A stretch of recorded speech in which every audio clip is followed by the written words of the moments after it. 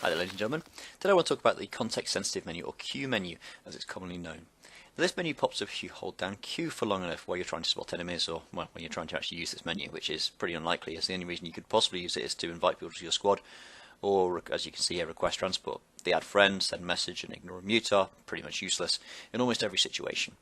Yet this Q menu could be so much more useful. It could be used for all kinds of different things, and if you played beta, you might remember having seen this being used to set priority targets, which is one of the things I want to talk about in a second. But that feature was removed, despite the fact you could spend cert points on it. And squad leaders can, admittedly, when they focus on a capture point, set that as being a target currently, which is good, but it could be, as I say, so much more. Now let's have a look at what that could be. Now, here you can see I magically removed that sunderer. Yeah, my Photoshop skills aren't that great. But you can see that I'm aiming at the terrain.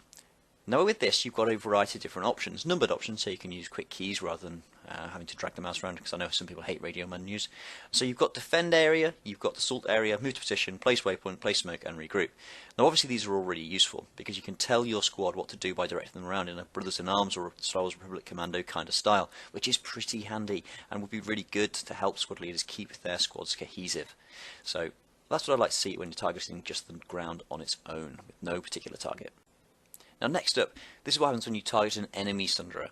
Now in this case you've got a range of different options. Some of them are the same, but most of them are different. So you've got requesting fire support, so you can call in perhaps friendly aircraft or any kind of vehicles that are around that particular area to target that particular vehicle. You've also got assault area, as you had before, because obviously it's an enemy that needs assaulting, not defending. You've got priority target, which is or was in beta but got taken out because people were using it to track targets, and that could be really handy because that tells all of your squad members that they need to kill that thing. You can also potentially place a waypoint or place smoke depending on what you want to do with it. One point on placing smoke, it should be able to be seen on the minimap when you're outside of the area. That would be pretty good. Now the next step is what you can see when you are targeting an enemy.